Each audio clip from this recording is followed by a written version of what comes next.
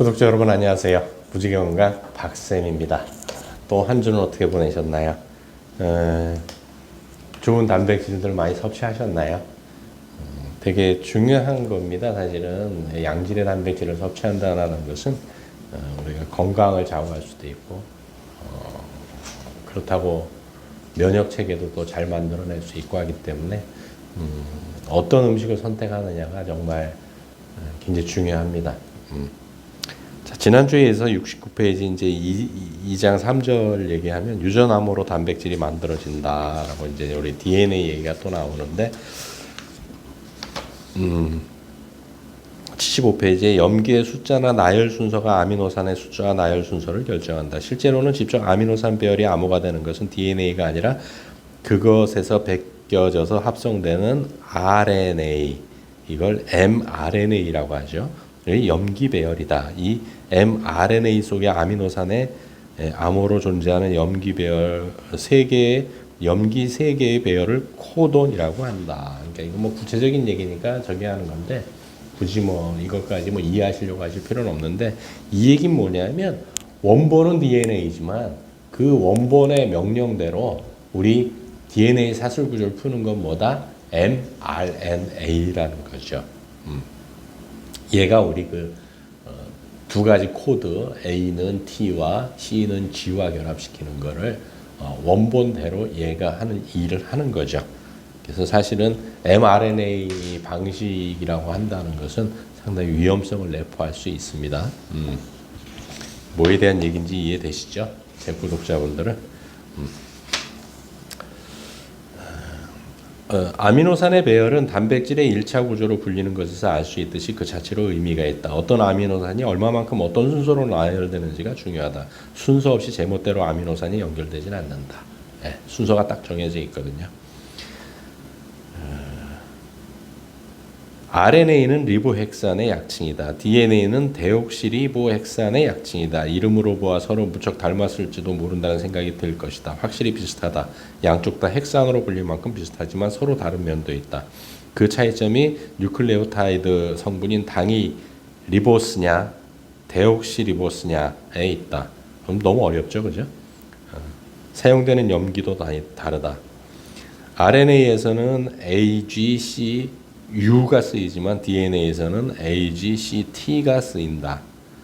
또한 생체 내에서 DNA는 대부분 2개의 DNA 사슬이 서로 얽혀서 이중나선 구조를 이루지만 RNA는 1개의 사슬로만 길게 이어진 경우가 많다. 그래서 차이점을 얘기를 한 거고요. 유전자의 염기 배열이 벗겨지는 과정은 이렇다. 먼저 DNA 사슬이 1개씩 풀린다. 이어서 사슬이 풀린 곳에 RNA 폴리메라이제 라는 단백질이 결합해 안티센스 사슬을 주형으로 삼고 유전자의 끝부분부터 차례로 센스 사슬의 염기 배열을 RNA로 재현하려는 것처럼 하면서 mRNA를 합성한다. 이 얘기는 뭐냐면 DNA에서 한쪽을 결정을 해버리는 거죠. 그럼 거기에 맞춰서 mRNA가 A는 T로 뭐 이렇게 쭉 연결해 나간다는 얘기예요. 뭐 여러 가지 얘기가 있는데 그 정도만 아시면 되고요. 그러니까 DNA가 전부가 아니고요. DNA를 명령에 의해서 이제 mRNA가 우리 DNA 사슬 구조를 풀어나가는 거죠. 86페이지에 폴리펩티드는 어떻게 단백질이 될까? 그래서 단백질에는 저마다의 기능과 어울리는 모습이 있다. 그러므로 합성된 폴리펩티드는 그 모습과 똑같이 접히지 않으면 단백질로 제대로 숙성되지 못한다. 그러니까 그 모양대로 명령대로 한다는 거죠. 근데 가끔 돌연변이가 일어나는 거죠. 그래서 앞에서도 이제 지난 시간에도 말씀드렸지만 이제 열 충격으로 그러니까 열을 가하게 되면 단백질의 구조가 우리가 흡수할 수 있게 평하게 변한다고 했잖아요. 그래서 열 충격으로 생기는 단백질은 도대체 어떤 작용을 할까? 대표적인 작용은 열로 변성된 단백질을 원래의 성질로 되돌린다거나 열로 변성하지 않도록 단백질을 보호하는 것이다. 왜냐하면 단백질에 열이 가하면 반드시 변성이 생기기 때문이다. 사실은 열 충격 단백질 자체가 분자 샤프론인 것이다. 이게 되게 어려운 얘기들인데요. 열충격 단백질은 처음에 열로 인해 만들어지는 단백질로서 발견되었기에 그렇게 불릴 뿐이지 반드시 열만으로 유도되는 것은 아니다. 세포가 저산소나 곰지름 등의 상태에 빠지거나 방사선 또는 중금속 같은 유해 물질에 노출되어도 유도된다. 이런 것들이 나쁜 상황이라는 거죠. 이와 같은 상황에서도 세포가 가장 심한 스트레스를 받는다. 이런 사태를 피하고자 세포는 열충격 단백질이나 그로엘군 같은 단백질을 만들어서 내부의 단백질을 정상으로 유지하려고 한다.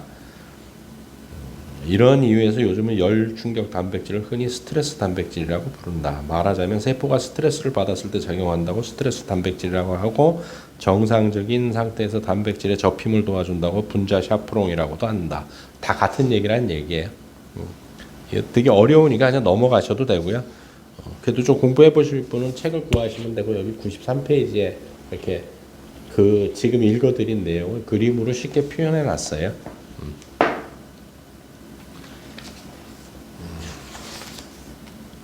원래 이 단백질이 좀 덩어리가 큰 거기 때문에 또 굉장히 복잡해요. 그리고 이제 제3장 단백질의 작용에서 3장이 시작됩니다. 그래서 단백질은 단백질을 분해한다. 예, 당연한 거죠. 102페이지에 위의 내벽에 존재하는 세포에는 펩신이라는 효소 단백질이 분비된다. 앞장에서 소개했듯이 펩신은 단백질 분해 효소 중 하나다. 실은 이 물질이 제대로 작용해 음식물 속의 단백질을 원활히 분해하려면 위 속이 산성을 띄어야 한다. 게다가 위 속을 강한 산성으로 유지함으로써 음식물 속의 단백질을 변성시키는 목적도 있다. 강산성이 돼야 하는 가장 큰 이유는 멸균입니다. 뭐 단백질 분해도 있지만 펩신은 위의 내측에 수없이 뚫린 구멍선인 위소화에 있는 주세포에서 펩시노겐 상태로 분비되는 단백질 분해 요소다. 펩시노겐은 위에서 분비된 뒤에 활성화되어 펩신으로 변한다. 그렇다고 첩자처럼 은밀하게 변신하는 것이 아니라 그냥 펩시노겐의 일부가 떨어져 나가서 펩신이 된다. 펩신의 의무는 단백질을 분해하는 것이다. 근데 위벽세포도 단백질로 이루어져 있다. 만약 처음부터 펩신 상태로 분비된다면 윗속 세포는 순식간에 부글부글 끓으면서 소화되고 말 것이다. 이런 사태를 방지하고자 처음에는 펩시노겐이라는 불활성화 상태로 분비되는 것이다. 그래서 떨어져 나가서 펩신이 되는 거죠. 우리 몸은 그렇게 정교합니다. 그 다음에 이제 잘 분해될 수 있도록 해서 소장으로 넘어오게 되면 1차적으로 이제 담즙산이 이제 더 잘 분해될 수 있도록 이제 또 망치질을 해주는 거죠. 담즙은 중성이지만 나트륨 이온이나 칼륨 이온, 칼슘 이온 등 플러스 전하를 띤 양이온을 풍부히 함유하고 있다. 어쨌든 날문을 빠져나온 미죽은 그러니까 위장을 통과한 음식물 단백질 상태를 얘기를 하는 거죠. 미죽은 그야말로 위산 투성이므로 강렬한 산성을 띠고 있다. 위처럼 점액으로 된 장벽에 없는 소장은 이대로 가면 위산으로 말미암아 헐어버린다. 그래서 우리 몸은 양이온이 많이 들어있는 담즙을 분비함으로써 미죽을 중화해 그런 상태로 만든다. 그러니까 강산성을 중화시키고 더 잘 분해될 수 있게 망치질하는 게 뭐라고요? 그게 담즙이다. 그래서 이런 것들이 다 일어나는 게 이제 효소인데 이제 그래서 108페이지에 효소라는 얘기가 나와요. 효소란 화학 반응의 촉매구시라는 물질로 생체 촉매라고도 한다. 효소로서 작용하는 물질의 대다수는 단백질이다. 실은 RNA 속에도 효소로 작용하는 물질이 있다. 효소가 없으면 우리는 소화하는데도 굉장히 큰 문제들이 벌어집니다. 실질적으로. 생체 내에서 화학 반응이 많이 일어난다. 하나의 화학 반응에는 거의 예외 없이 효소 단백질의 촉매 작용이 있다고 인정되기 때문에 화학 반응의 숫자만큼 효소 단백질의 종류가 있다고 본다. 따라서 전체 단백질 가운데 50% 정도를 차지할 정도로 효소 단백질의 비율이 대단히 높으리라 생각한다.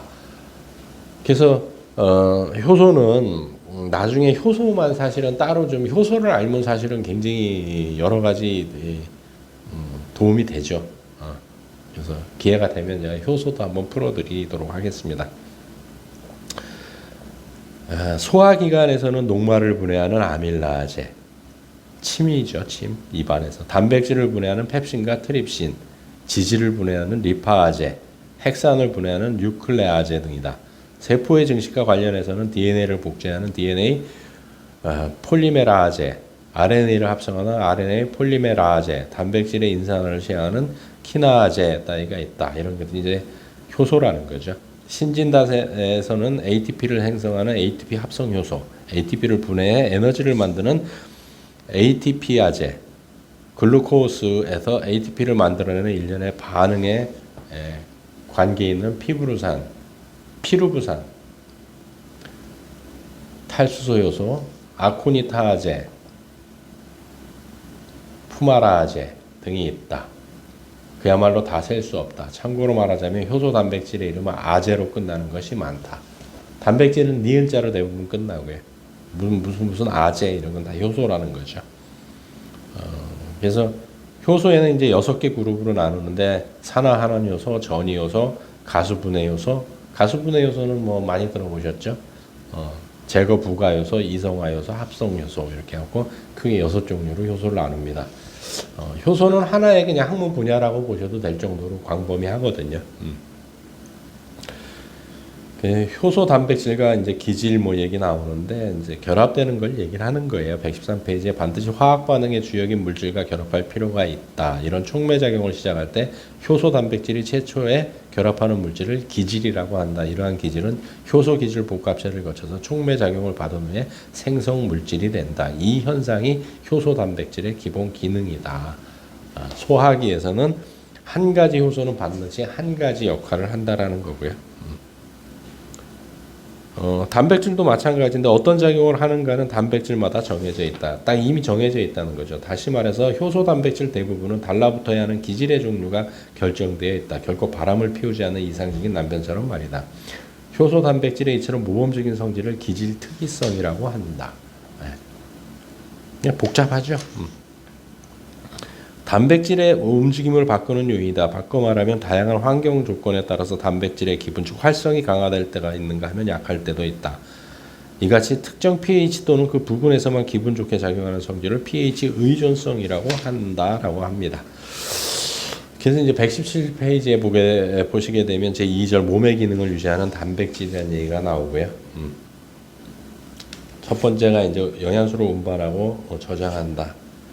무언가를 옮기는 일을 맡은 단백질을 수송 단백질이라고 한다. 아까 단백질 분류에서도 이제 수송 단백질이 있었죠. 이를테면 산소를 운반하는 것은 헤모글로빈이라고 하는 단백질이다. 적혈구에 많으면 햄철 분자를 이용해 산소를 운반하는 것으로 유명하다. 혈액 속에는 알부민이라는 단백질이 수없이 떠 있다. 정확히는 혈청 알부민이며 혈액 안에서 물에 잘 녹지 않는 지질 등의 분자를 결합해 수송한다. 아폴리포 단백질이라는 이름은 LDL, HDL 등의 리포 단백질을 이루는 주성분으로 콜레스테롤이나 중성지방을 간에서 각 조직으로 혹은 각 조직에서 간으로 운반하는 일을 맡고 있다. 제가 누누이 말씀드렸잖아요. 그러니까 LDL, HDL이 기름이 아니고요. 지단백이죠. 단백질이에요. 영양소를 운반하는 단백질인 거죠. 그 안에다가 기름을 싣고 다니는 단백질이에요. 그래서 사실은 혈관에 쌓이는 것도 기름도 있겠지만 대부분 단백질이거든요.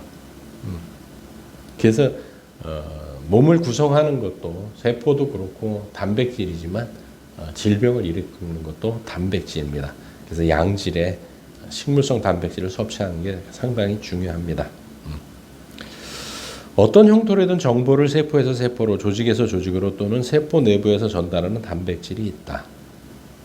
세포가 만들고 분비해 다른 세포를 증식하는 데 작용하는 단백질은 많이 알려져 있다.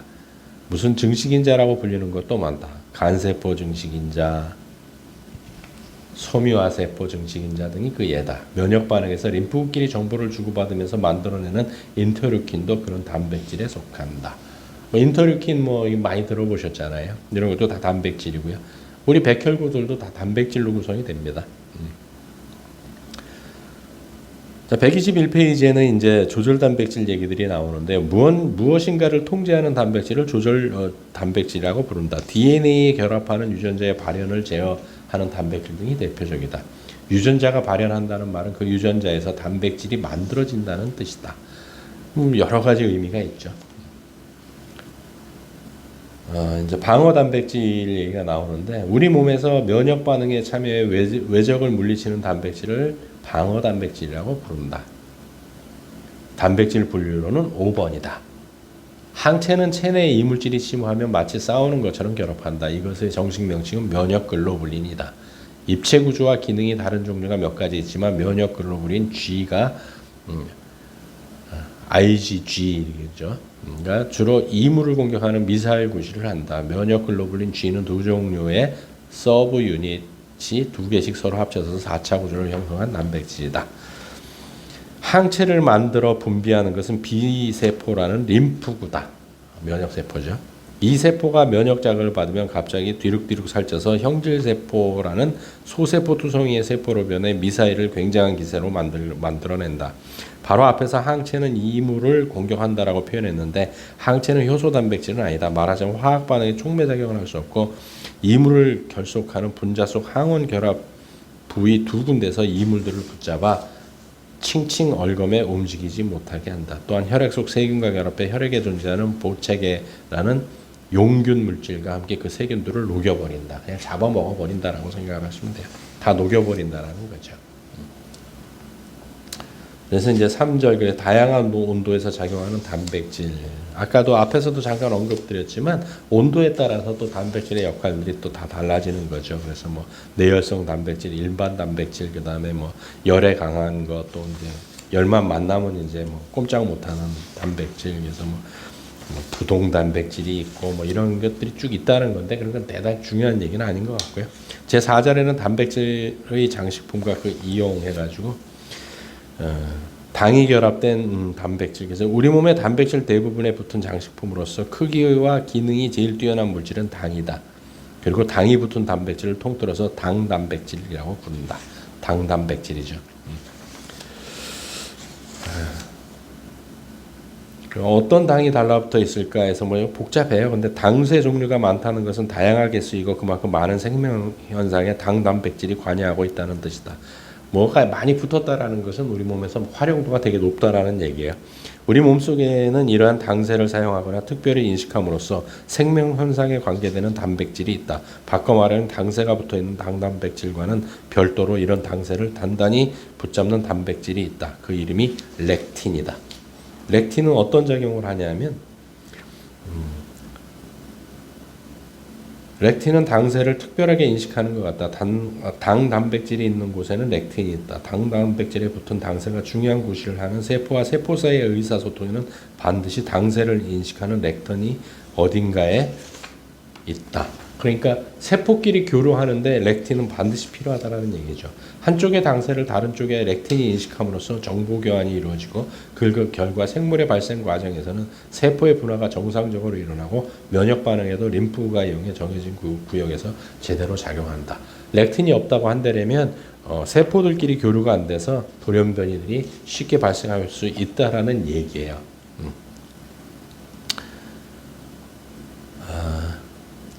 장식품 같은 당의 대표적 물질이 인산이다. 인산은 인인자의 산소 원자 4개가 결합된 덩어리로 산이라는 단어가 붙은 것으로 알 수 있듯이 마이너스 전화를 띈다. 이렇게 장식품으로 취급되는 인산의 에너지의 공통화폐로 알려진 ATP에 있는 3개의 인산 가운데 1개에서 생겨난다. 그래서 아데노신 3인산이라고 부르죠. ATP를. 다시 말해 이 인산이 단백질의 세린, 트레오닌, 티로신과 같은 아미노산 잔기의 OH기, 아미노기에 결합함으로써 ATP가 인산을 1개 잃어버리고 ADP로 변한다. 이것이 단백질의 인산화 현상이다. 이렇게 인산화되면 단백질의 형태가 변화되므로 그 작용이 활성화되기도 하고 억제되기도 한다. 상대편 단백질을 인산화함으로써 그 단백질을 활성화하는 것은 바꿔 말하면 잠을 깨게 한다는 뜻이다. 잠을 깬 단백질이 다시 다음 단백질을 인산화하고 그 단백질이 또 다른 단백질을 활성화한다. 세포 내의 정보 전달에는 단백질의 인산화가 마치 높은 데서 떨어지는 물이 바위에 힘차게 부딪혀서 몇 줄기의 폭포로 나뉘듯이 그 반응이 퍼져나간다. 이를 인산화 연쇄 반응이라고 한다. 세포의 증식을 조절하는 것도 실은 단백질의 인산화다라는 거죠. 그래서 인산화가 잘 일어나야만 된다라는 거예요. 그래야지 우리가 정상적으로 어떤 외부 물질이나 이런 거에 반응할 수 있다라는 의미입니다. 상당히 좀 어려운 부분이긴 하지만 단백질이 그만큼 중요하고 중요하기 때문에 더더욱 양질의 단백질을 섭취해야만이 우리가 건강하게 살 수 있다라는 것을 다시 한번 인지 하는 정도의 차원에서 말씀드리는 부분들이고요. 그래서 동물성 단백질도 중요합니다. 그것도 드셔야 됩니다. 그걸 드시지 말라는 의미는 아니고요. 그걸 드시면서 양질의 대두 단백질, 콩 단백질 이런 것들도 많이 섭취해 주시는 것이 가족 건강과 내 자신의 건강을 유지하는 지름길이 아닌가 생각을 합니다. 또 한 주 건강한 식단으로 더욱 건강한 모습으로 만나 뵙기를 기원 드려 봅니다. 수고하셨습니다.